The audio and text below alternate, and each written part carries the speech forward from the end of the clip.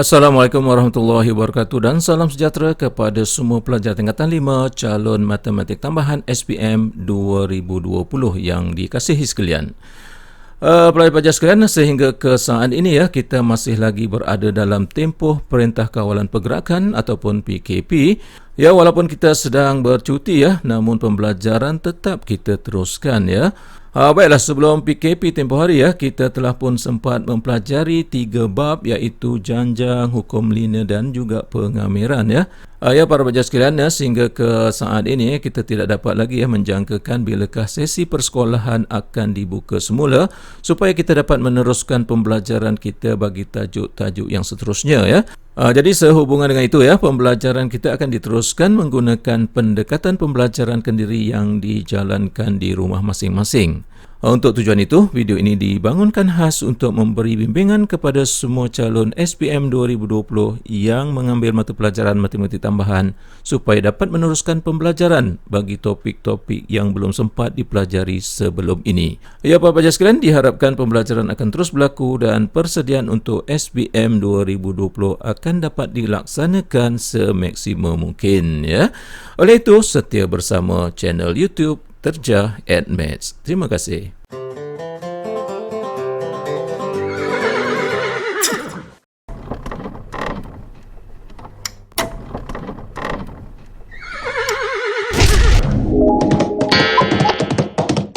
Baiklah para pelajar sekalian, kita akan memulakan pembelajaran kita untuk bab yang ke-15 dalam silibus matematik tambahan ataupun bab yang keempat dalam silibus tingkatan 5, iaitu vektor para pelajar sekalian, untuk memulakan pembelajaran kita bagi topik vektor ini, kita mulakan dengan mendefinisikan apa itu vektor Baik, kita lihat di sini ada dua gambar yang ditunjukkan di sini Dua gambar yang ditunjukkan di sini merupakan dua situasi yang berbeza dan kita akan cuba lihat apakah persamaan dan perbezaan antara dua situasi ini dalam gambar rajah yang pertama ini kita dapati gambar rajah menunjukkan bacaan meter motosikal ini iaitu 60 km sejam, manakala gambar rajah yang kedua ini menunjukkan 5 biji telur ayam Okey, jadi dalam dua situasi ini didapati ada persamaannya, iaitu ada bacaan yang dipanggil sebagai magnitude Jadi 60 km sejam dan juga 5 biji telur ayam ini dikenali sebagai magnitude. Jadi di situ adalah persamaan antara dua situasi ini Kedua-duanya mempunyai magnitude. Okey. Baik, pun begitu, dua situasi ini mempunyai perbezaan sebenarnya. Apakah perbezaan dia? Dapatkah anda fikir apakah perbezaan dua situasi ini? Okey, cuba anda perhatikan di sini dalam situasi yang pertama motosikal ini. Okey, untuk mendapatkan bacaan 60 km sejam ini ada syarat dia iaitu motosikal perlu bergerak. Kalau motosikal ini, selagi mana motosikal ini tidak bergerak, maka bacaan 60 ini kita tidak akan perolehi, betul tak? Jadi maksudnya motosikal perlu bergerak, barulah kita boleh dapat bacaan. Jika motosikal itu bergerak, ini menunjukkan bahawa adanya arah pergerakan, betul tak? Jadi maksudnya di sini apa yang dapat kita lihat ialah dalam situasi yang pertama ini, di sini adanya magnitude dan ada arah. Di sini ada arah pergerakan, barulah ada bacaan, iaitu 60 km sejam ini. Dia tidak sama situasi yang kedua. Kalau anda perhatikan dalam situasi yang kedua sini, 5 biji telur. Untuk mengetahui 5 biji telur ini, perlukah kita bergerak? Tidak kan? Jadi maksudnya 5 biji telur ini diketahui berapakah magnitudenya tanpa arah pergerakan. Tidak seperti mana situasi yang pertama ni tadi. Nampak? Itulah perbezaan antara situasi pertama dan situasi yang kedua ni. Okey para pelajar sekalian, dalam situasi yang pertama ini kuantiti ini dikenali sebagai kuantiti vektor. Jadi kuantiti vektor itu dia mesti mempunyai magnitude dan juga arah. Manakala situasi yang kedua ini dikenali sebagai kuantiti skalar. Boleh Maka dari sini dapatlah kita definisikan apa itu vektor? Vektor ialah suatu kuantiti yang mempunyai magnitude dan arah. Itulah dia definisi vektor. Okey, para pelajar sekalian, kita teruskan perbincangan kita kepada 15.2 iaitu tata tanda vektor. Baik, untuk kita memahami tata tanda vektor ini, eloklah kita buat perbandingan dengan tata tanda skala. Okey, diberikan di sini 5 biji telur. Ini adalah kuantiti skala. Jadi, cikgu nak tanya di sini, apakah tata tanda bagi menyatakan 5 biji telur? Apa dia tata tanda dia? Okey, para pelajar sekalian, bukanlah suatu perkara yang pelik. Inilah dia merupakan suatu simbol bagi menyatakan 5. Ini simbol dia. Telah pun kita kenal sejak dari dulu lagi, sejak sekolah rendah lagi. Okey, para pelajar sekalian, untuk kuantiti vektor, bagaimana cara kita nak menulis tata tanda bagi mewakili suatu vektor. Okey, sebab vektor ni dia mempunyai magnitude dan juga mempunyai arah. Jadi bagaimana? Jadi tata tanda suatu vektor kita boleh nyatakan menggunakan suatu garis lurus. Okey. Tapi kalau kita lukiskan garis lurus saja, para pelajar, dia belum lagi menyatakan itu suatu vektor. Dari suatu vektor itu mesti dinyatakan sebagai satu garis lurus yang diletakkan anak panah ini. Anak panah ini menunjukkan arahnya. Okey. Jadi suatu garis lurus yang disertakan dengan tanda arah ini, yang dilukiskan di bahagian tengah garis lurus ini, ini adalah tata tanda vektor. Okey. Okey, para pelajar sekalian, bila kita lukiskan garis lurus macam ini, susah untuk kita bincangkan. Jadi kita perlu namakan vektor ini. Jadi bagaimana cara dia? Satu vektor, di sini kita panggil pangkal, di sini kita panggil hujung. Jadi pangkal dan hujung ini kita labelkan. Contohnya kita gunakan A dan B. Tak semestinya A dan B, kita boleh gunakan P, Q, M, R, S dan sebagainya. Jadi dalam contoh ini kita menggunakan A dan B, kita labelkan. Jadi vektor ini dikenali sebagai vektor AB. Jadi kita mesti sebut mengikut arah dia. Vektor AB, arahnya dari A ke B. Okey, boleh Okey, para pelajar, selain daripada menggunakan garis lurus yang beranak panah ini, okey, selain daripada itu, tanpa menggunakan garis lurus ini, boleh juga kita nyatakan vektor dalam bentuk yang kedua. Kita boleh tulis macam ni, AB.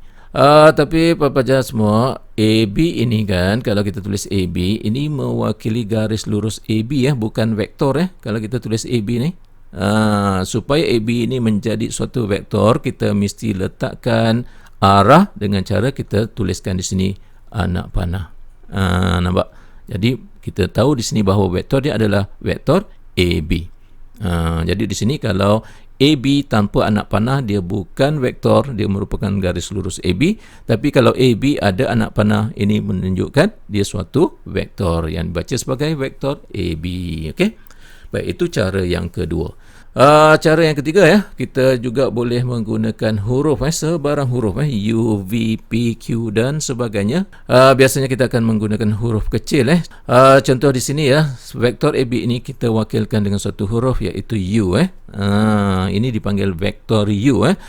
Untuk membezakan huruf U biasa dengan U vektor, kita letakkan satu tata tanda vektor di sini, iaitu dengan kita simbolkan sebagai ombak rindu. Nampak di sini.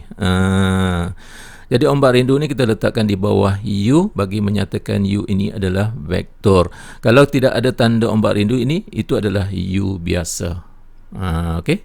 Jadi maksudnya vektor AB ini adalah sama dengan vektor U. Boleh? Ya, sebagai kesimpulannya di sini, para pelajar sekalian, tata tanda suatu vektor itu boleh ditulis dalam 3 cara. Satu, garis lurus yang beranak panah. Yang kedua, menggunakan AB, ada anak panah di atas. Dan yang ketiga, menggunakan huruf dan diletakkan tanda vektor di sebelah bawahnya. Itu 3 cara tata tanda vektor. Boleh Okey, seperkara lagi apabila vektor itu kita lukiskan vektor yang sama seperti ini, okey, tetapi kita mengalihkan arah yang bertentangan. Nampak tak?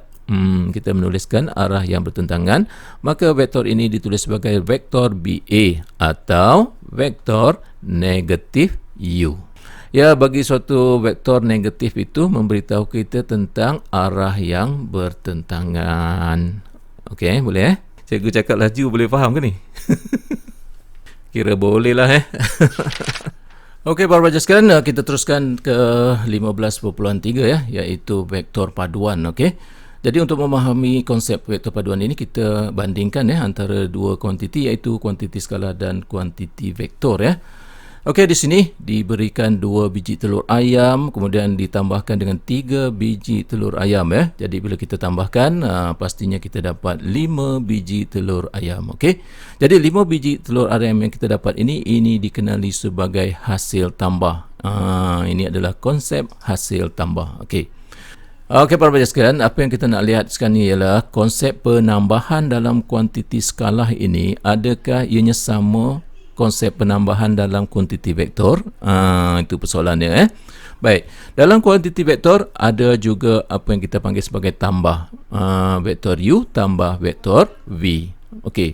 Jadi persoalannya di sini ya, para pelajar ya. Konsep tambah dalam kuantiti skala ini dengan tambah dalam kuantiti vektor ini, adakah konsepnya sama?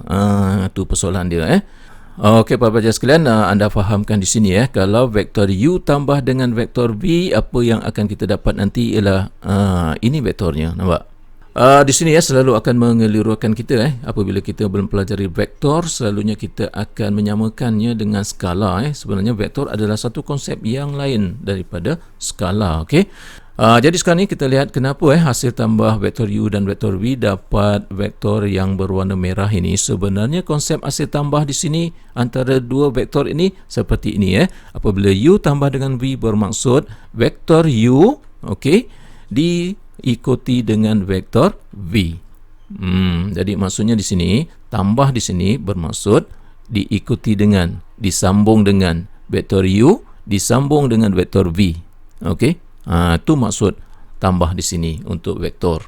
Jadi anda perhatikan di sini vektor yang berwarna merah di sini ini merupakan vektor yang menyambungkan antara pangkal U dengan hujung V. Nampak? Vektor yang menyambungkan pangkal U dan hujung V inilah yang dikenali sebagai vektor paduan. Okey, yang ditulis sebagai vektor U tambah V. Okey.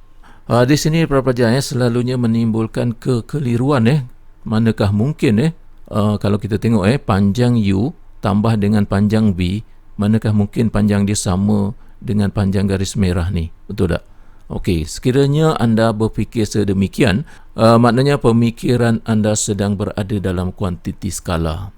Okey.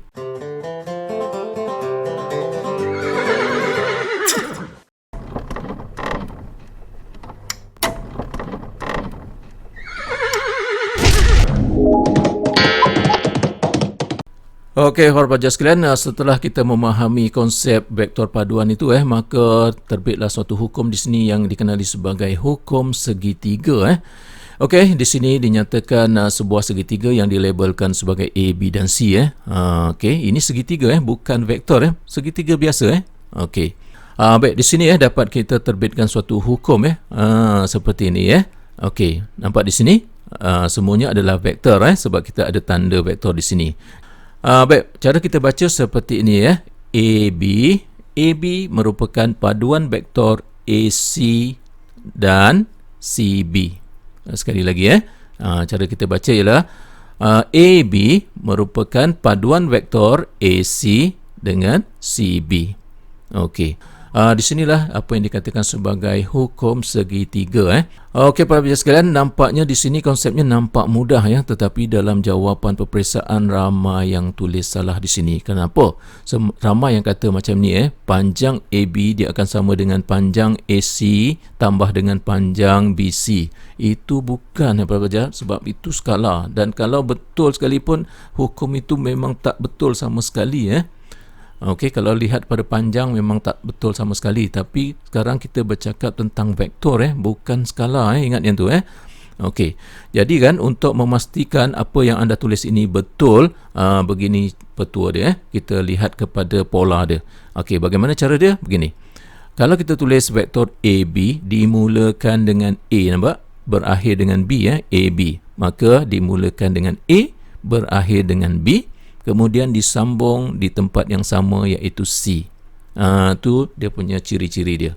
Kalau kita dapat memenuhi ciri itu, maka hukum kita dapat tulis dengan betul. Okey. Bukan sekadar AB kita ambil contoh satu lagi. Katalah AC Jadi AC merupakan paduan vektor AB tambah BC. Jadi adakah kita menulis dengan betul hukum ini? Kita lihat di sini vektor AC kita mulakan dengan A, maka kita tulis A di sini, dan kita berakhir dengan C, maka berakhir di C di sini, dan kemudian disambung di tempat yang sama iaitu B. Maka hukum yang kita tulis ini betul. Okey, satu lagi kita boleh lihat juga kalau BC katakan BC adalah paduan vektor BA tambah dengan AC. Okey, cuba kita semak. Kita mulakan dengan B, kita akhiri dengan C. Maka kita tulis mula dengan B, akhir dengan C, dan disambung di tempat yang sama iaitu A. Okey. Jadi inilah yang dikatakan hukum segitiga. Baik, setelah kita memahami hukum segitiga ini, maka hukum ini diperluaskan secara umumnya untuk suatu poligon. Maka di sini dapatlah kita tulis hukum poligon seperti ini. Jadi anda lihat di sini vektor AF. AF merupakan paduan vektor AB tambah BC tambah CD tambah DE tambah EF. Okey. Dimulakan dengan A, dan berakhir dengan F. Kemudian dia akan sambung di tempat yang sama. B, jumpa B di sini, C disambung dengan C, D disambung dengan D, dan E disambung dengan E. Nampak? Jadi apabila memenuhi kriteria tersebut, maka kita telah pun menulis hukum poligon dengan betul. Okey. Ya, para pelajar sekalian, kita teruskan pembelajaran kita dengan melihat 15.6 iaitu pembahagian garis lurus. Okey, di sini diberikan suatu garis lurus iaitu garis lurus AB. Dan garis lurus AB ini dibahagi kepada dua bahagian. Dibahagi oleh siapa? Oleh titik N. Jadi N ini dikenali sebagai titik pembahagi.